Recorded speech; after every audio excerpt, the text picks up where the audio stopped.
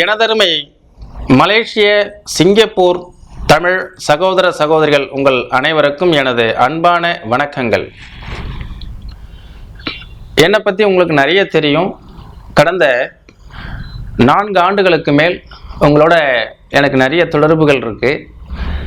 YouTube மூலமாக நலம் தரும் நவகிரகங்கள் என்ற நிகழ்ச்சியின் வாயிலாக நிறைய நேயர்கள் எங்கிட்ட ஜாதகம் பார்த்துருக்கீங்க. நான் கடந்த 2016ஆம் ஆண்டு ஒரு 4-5 முறை மலேசியா சிங்கப்பூருக்கு விஜயம் செய்திருக்கிறேன். அந்த வகையில் என்னை சந்தித்த பல சகோதர சகோதரிகளுக்கு அவர்களுடைய ஜாதகத்தின் மூலமாக என்னுடைய பட்டறிவின் விஷய ஞானங்களை கொண்டு அவர்களுக்கு தீர்வுகளை நான் சொல்லியிருக்கிறேன். அந்த வகையில் ஒரு மிகப்பெரிய ஒரு எதிர்பார்ப்பு, ஒரு ஏக்கம் அந்த மலேசிய சிங்கப்பூர் தமிழர்களுடைய மனசில் இருக்குதுங்க. அதுதான் என்னன்னு கேட்டிங்கன்னா திருமணம். இந்த திருமணம் பார்த்தீங்கன்னா அதாவது மலேசிய நாடுகளாக இருக்கட்டும், சிங்கப்பூர் நாடுகளாக இருக்கட்டும், மேக்சிமம் நம்ம தமிழர்கள்ட்ட ஒரு ஒற்றுமை என்ன அப்படின்னா, அவர்கள் விரும்பி சுதந்திரமாக காதல் திருமணங்கள் தான் ஒரு 70% செய்து கொள்கிறார்கள். அப்படி 70% திருமணம் ஆனவர்களை பற்றி நமக்கு கவலை இல்லை. ஏனென்றால் அவர்கள் தன்னுடைய வாழ்க்கையை தேடிக்கொண்டு விட்டார்கள். அவர்கள் மனம் விரும்பியபடி இறைவனுடைய கட்டளை, ஆண்டவனுடைய சாட்சியாக திருமணம் செய்து அவர்கள் நல்ல முறையில் வாழ்ந்து கொண்டிருக்கிறார்கள். என் கவலை எல்லாம் என்ன என்றால், நான் கடந்த 4 ஆண்டுகளுக்கு மேல் என்னுடன் தொடர்பில் இருக்கக்கூடிய மலேசிய சிங்கை தமிழர்கள், திருமணம் ஆகாத சகோதர சகோதரிகள் அவர்களுடைய நிலைப்பாடுகளை நினைக்கும் பொழுதுதான் நான் ஏன் இவர்களுக்கு ஒரு நல்ல சேவையை செய்யக்கூடாது என்ற எண்ணம் எனக்கு ஏற்பட்டது. அந்த வகையில் மலேசியா முழுக்களும் இருக்கக்கூடிய குறைஞ்சபட்சம் பார்த்தீர்களேயானால் 2 லட்சம் 20 லட்சம் தமிழர்கள் இருக்கக்கூடிய மலேசிய நாட்டில் கடைசியில் ஒரு 2 லட்சம் பேருக்காவது இன்னும் திருமணம் ஆகாத வகையில், கடைசியில் 1 லட்சம் சகோதர சகோதரிகளாவது திருமணம் ஆகாமல் இருக்கிறார்கள். எதனால அப்படின்னா, இவர்கள் காதல் திருமணம் செய்வதில் விருப்பம் இல்லாதவர்கள். இவர்கள் காதலிக்க மனம் இல்லாதவர்கள். அப்போ நாம் நேருக்கு நேர் பார்த்து பேசி திருமணம் செய்து கொள்ளலாம் அப்படிங்கக்கூடிய எண்ணம் உடையவர்கள். என்னுடைய கவலையெல்லாம் இவர்களை பற்றித்தான். இந்த 1 லட்சம் பேராவது திருமணம் ஆகாமல் இருக்குமேயானால், அவர்கள் 1 லட்சம் பேருக்கும் திருமணம் செய்து வைப்பேனேயானால், அதுவே நான் இந்த பிறவியை எடுத்து இந்த ஜோதிட துறையில் ஈடுபட்டு நான் உங்களுக்கு சேவை செய்வதை எண்ணி பெருமகிழ்ச்சி அடைகிறேன். நான் சந்தித்த மலேசிய சிங்கை தமிழர்களுடைய உணர்வுகள் எப்படி இருக்குது அப்படின்னா, அங்கே உள்ள பேரண்ட்ஸ், தாய் தகப்பனார் அனைவருமே இந்த குழந்தைகளை நல்ல விதமாக படிக்க வைக்கிறாங்க. நல்ல அவர்கள் விரும்பிய துறையை தேர்ந்தெடுத்து படிக்க வைக்கிறாங்க. அவர்கள் விரும்பிய மாதிரியாக வேலைக்கு போகிறதுக்கு அனுமதிக்கிறாங்க. அவர்கள் விரும்பிய மன வாழ்க்கையை ஏற்படுத்தி கொள்வதற்கும் அனுமதிக்கிறார்கள். இதெல்லாம் ஒரு நல்ல விஷயம். அதே மாதிரி அதிலும் விருப்பம் இல்லாதவர்கள்லாம் இருக்காங்கல்ல, அவங்கள பற்றி தான் என்னுடைய கவலை. அப்போ இவர்களுக்கெல்லாம் ஒரு திருமண சேவை அப்படிங்கிற அமைப்பு தேவை. என்னை பொறுத்தவரை நான் என்ன நினைக்கிறேன் என்றால், ஒவ்வொரு ஜாதகத்திற்கும் பலன்கள் எப்படி நடக்கிறது என்றால், இந்த உலகங்களில் இருக்கக்கூடிய தமிழர்கள் தன்னுடைய காலம், தேசம், வர்த்தமானம், ஜாதி, மத, நிறபேதம், யுக்தி, புக்தி, ஸ்ருதி, லயம், இது சார்ந்து தான் ஒரு பலன் நடக்கும். மலேசியாவில் இருக்கக்கூடிய சீனர்கள் ஒரு மாதிரியான வாழ்வாதாரத்தில் வாழ்ந்துட்டு இருக்காங்க. அதே மாதிரி மலேசியாவில் இருக்கக்கூடிய பிரிட்டிஷ்காரர்கள் ஒரு மாதிரி அவங்களுடைய லைஃப் ஸ்டைல் வேறு. நம் தமிழர்கள் பாருங்கள், நம்ம தமிழ்நாட்டில் எப்படி இருக்கிறாங்களோ அதே மாதிரி தாங்க இருக்கிறாங்க. ஆடை அலங்காரம் மட்டுமே தான் வித்தியாசமே ஒழிய, எனக்கு ரொம்ப மகிழ்ச்சி உங்களையெல்லாம் பார்க்கும் பொழுது. எனக்கு உங்களையெல்லாம் பார்க்க எனக்கு இவ்வளவு தமிழ் சகோதர சகோதரிகள் நம் நாட்டில் இருக்கக்கூடிய, நம் தமிழ்நாட்டில் இருக்கக்கூடிய அதே ரோஷம், அதே வேகம், அதே கோபம், அதே மன உறுதி, இப்படிலாம் நிறைய விஷயங்களை நாங்கள் பார்க்குறேன். ஒவ்வொருத்தங்களையும் தனியாக ஃபோட்டோலாம் எடுத்துகிட்டு வச்சுக்கிட்டேன். என்னுடைய தமிழர்கள் அப்படின்னு சொல்லி. ஏன்னா நாம் வந்து என்னை பொறுத்த வரைக்கும் நாங்கள் ஃபேஸ் பண்ணி பார்த்ததே நம் தமிழ்நாட்டில் பிறந்த தமிழர்கள் அனைவரும் தான். இங்கே வந்து திருநெல்வேலி தமிழ் இருக்குது, மதுரை தமிழ் இருக்குது, சென்னை தமிழ், தஞ்சாவூர் தமிழ், கோவை தமிழ்னு நிறைய ஒரே தமிழ்லேயே நிறைய வித்தியாசமான ஒரு பேச்சு வழக்குகள் இருந்தாலும் உணர்வுகள் எல்லாருக்கும் ஒரே மாதிரி இருக்குது. அதே மாதிரி உணர்வுகளை நாங்கள் பார்த்தேன் மலேசியாவில் பினாங், மூவார், அதே மாதிரி ஜொகூர், அதுக்கடுத்தது கோலாலம்பூர். அங்கே இருக்கக்கூடிய அனைத்து தமிழச்சிகளுமே ஒரே மாதிரி மானமுள்ள அந்த எப்படி சொல்கிறது, அவங்கள அழகாக சொல்லலாம், அவ்வளோ அற்புதமாக அண்ணேன்னு சொல்லக்கூடிய வார்த்தைகள், அண்ணேங்கிற அந்த வார்த்தை வேறு சார்னு சொல்கிறது கூட ரொம்ப குறைவு. அங்கே பாருங்கள் எல்லாரும் அண்ணேம்பாங்க. அப்போ அந்த சகோதரிகளெல்லாம் எனக்கு என்னென்னா, நாம் இவங்களுக்கெல்லாம் வந்து ஒரு நல்ல அண்ணேங்கிறாங்க, நல்ல அண்ணனாக இருந்து ஒரு நல்ல மன வாழ்க்கையை அமைச்சு கொடுத்தோம்னா எப்படி இருக்கும் அப்படின்னு யோசித்து பார்த்து, அதுக்கப்புறம் அதுக்கு நம்மளால் என்ன செய்ய முடியும், நம்ம நாடு விட்டு நாடு வந்து இங்கே இந்த மாதிரி சேவை செய்ய முடியுமா அப்படின்னு சொல்லும்பொழுது தான் இப்போ அதுக்கு எல்லாமே வந்து ரொம்ப எளிய முறையில் இன்டர்நெட்டில் இப்போது ஆன்லைன்லேயே ரெஜிஸ்டர் பண்ணக்கூடியது வந்தாச்சு. ஆலயம் matrimony.com அப்படிங்கிறது. அந்த ஆலயம் matrimony.com அப்படிங்கிறதுல வந்து தமிழ்நாட்டில் பிரான்ச்சஸ் நிறைய இருக்குது. இதை எல்லாருமே வந்து சோதிடர்கள் தான் இதை நடத்துகிறாங்க. ஒவ்வொரு கிளைகளையும் நிர்வகிக்கிறவங்க யார் அப்படின்னா நல்ல மெத்த படித்த சோதிடர்கள். ஜோதிடர்களை வந்து தெய்வ யக்ஞர்கள் என்று சொல்கிறோம். தெய்வ யக்ஞர்கள் என்றால் என்ன? அதாவது கடவுள் நம்மிடம் நேரடியாக பேச மாட்டார், கடவுள் ரூபத்தில் யாராவது நமக்கு ஏதாவது ஒரு வழிகாட்டுவார்களா அப்படிங்கிறது தான்.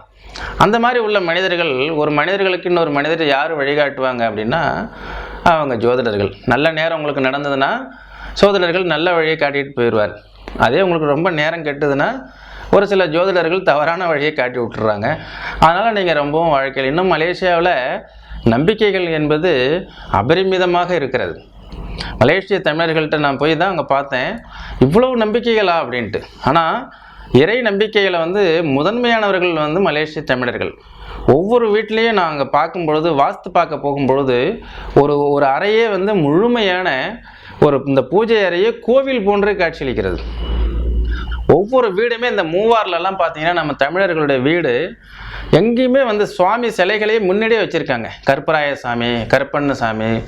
பெரும்பாலும் இவர்களுக்கு வந்து குலதெய்வம் என்ன என்று தெரியாதவர்கள் நிறைய தமிழர்கள் இருக்காங்க.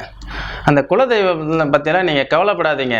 குலதெய்வம் உங்களோடு வந்து சேர்றதுக்கு உண்டான உபாயங்கள், உங்களோட வந்து உங்களுக்கு வந்து அது ஆதரவாக இருக்கக்கூடிய உபாயங்கள்லாம் நான் உங்களுக்கு சொல்லித்தரேன்.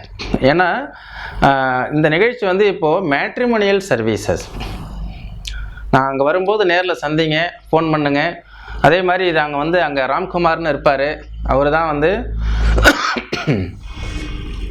மலேசியாவினுடைய மெயினாக பார்த்தீங்கன்னா ராம்குமார் வந்து அந்த நிறுவனத்தை நடத்துகிறார்.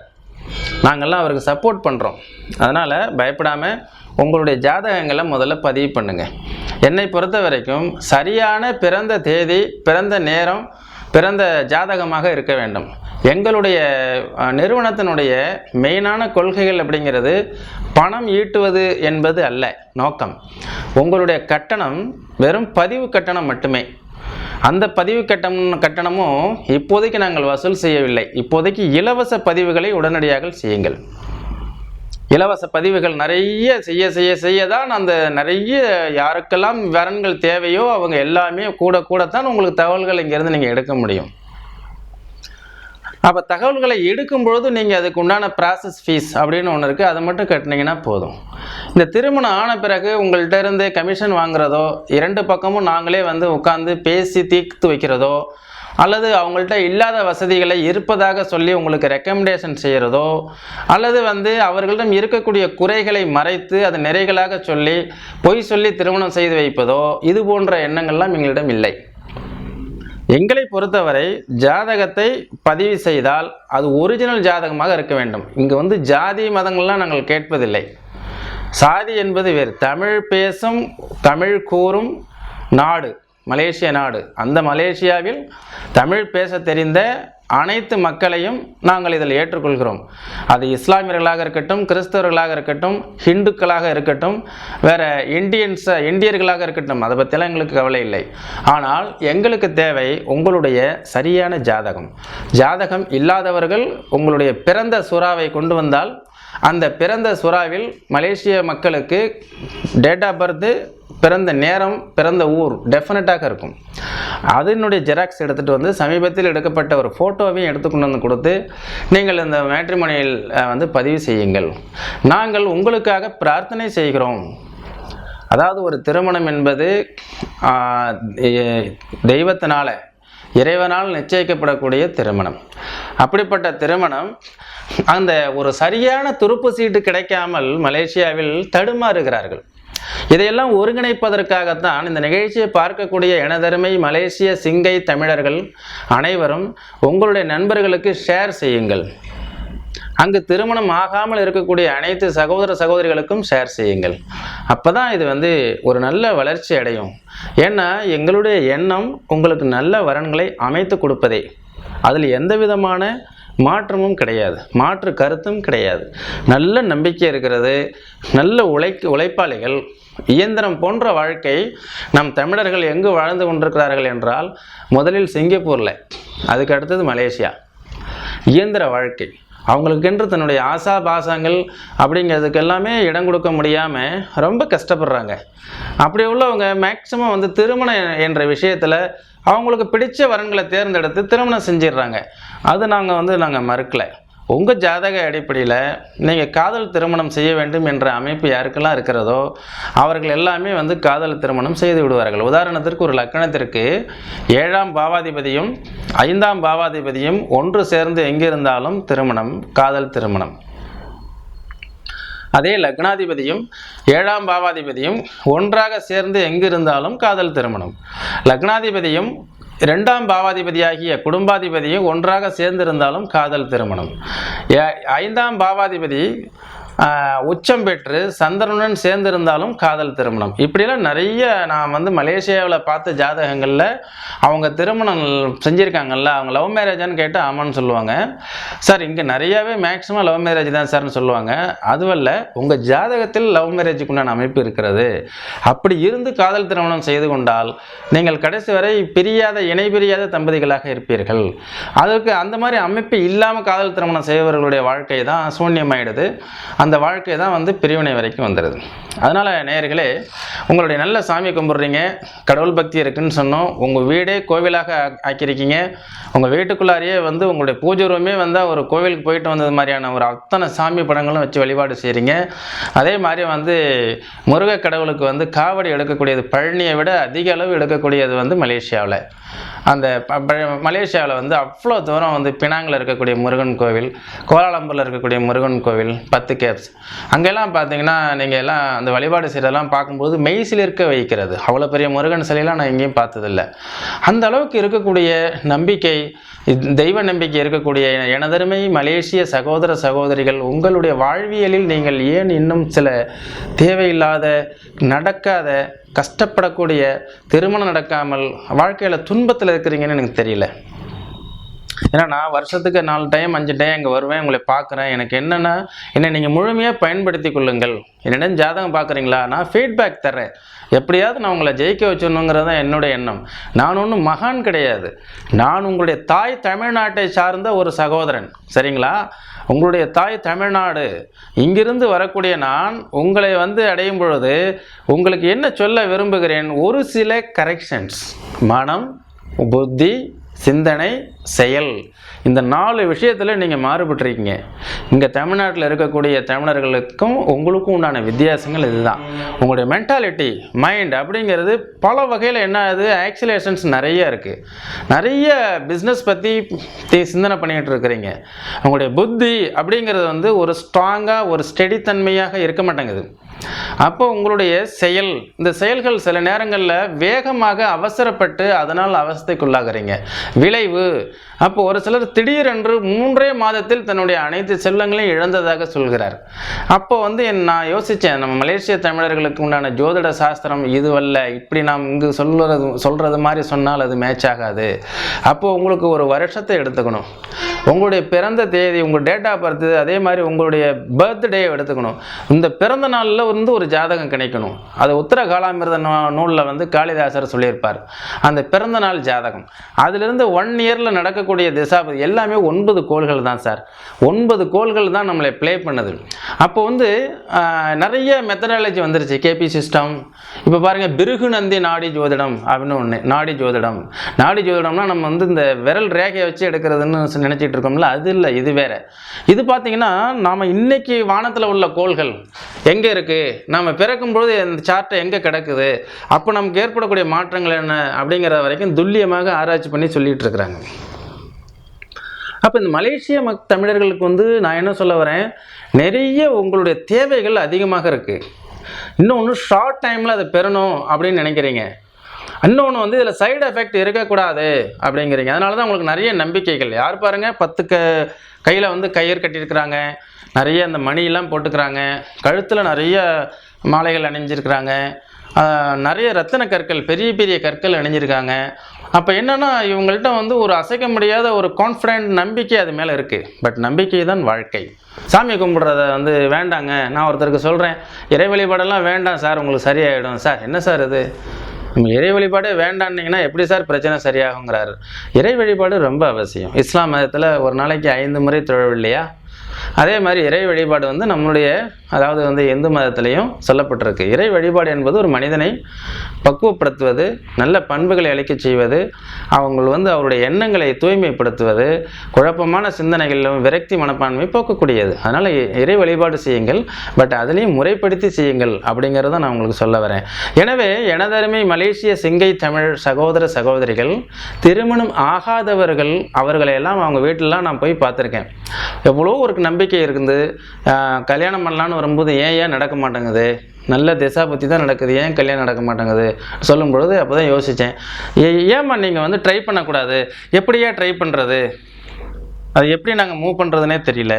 அப்படி நம்ம ஊர்லலாம் இந்த மாதிரி மேட்ரிமோனி சர்வீசஸ்லாம் இருக்குல்ல, புரோக்கர் அலுவலகம்லாம் இருக்குல்ல, அது மாதிரிலாம் அங்கே இல்லைன்னா சரி இருக்குது, எங்கேயோ ஒரு பக்கம் இருக்கும், பட் எங்களுக்கு அந்த அளவுக்கு நாங்கள் எங்கெங்கே தேடுறதும்பாங்க. இவங்களுக்காக தான் அந்த யோசனை செஞ்சேன் நான். எல்லாமே உங்கள் வீட்டில் இருந்தபடி ஆன்லைன்லேயே. எனதருமை சகோதர சகோதரிகள், நீங்கள் அவசியம் ஜாதகங்களை பதிவு செய்யுங்கள். உங்களுக்கு சீக்கிரமாகவே ஒரு தெய்வ யஜ்ஞர்கள் என்று சொல்லக்கூடிய சோதிடர்கள் இந்த நிறுவனத்தை நடத்துறதுனால பதிவு செய்து 6 மாதத்தில் திருமணம் நடக்க வேண்டும் என்று திருமணஞ்சேரி அருள்மிகு உத்வாகநாத சுவாமி கோவில், அதே மாதிரி கல்யாண சுந்தரேஸ்வரர், திருமணஞ்சேரியில் பிறந்தவன் நான். என்னுடைய பிறப்பு திருமணஞ்சேரி, தஞ்சை மாவட்டத்தில், இப்பொழுது நாகை மாவட்டத்தில் இருக்கக்கூடிய திருமணஞ்சேரி. நான் மலேசிய தமிழர்களுக்கு சொல்ல வேண்டியது என்னவென்றால், என் திருமணம் திருமணஞ்சேரி கோவிலில் நடந்தது. நான் சார்ந்த இந்த ஊருக்கு, திருமணஞ்சேரிக்கு எத்தனையோ நாடுகளில் இருந்தெல்லாம் நம்பிக்கையினுடைய அடிப்படையில் திருமணத்திற்காக வேண்டியிருக்கிறார்கள். மேக்சிமம் திருமணம் நல்ல விதமாக நடந்திருக்கிறது.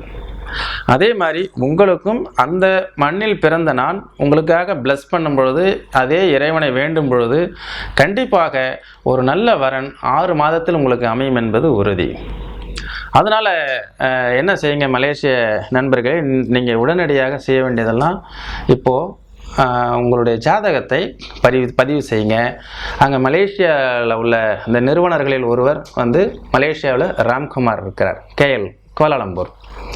ராம்குமாருடைய நம்பர் அந்த கீழே உங்களுக்கு போட்டிருக்கோம், 01136454637, 01136454637.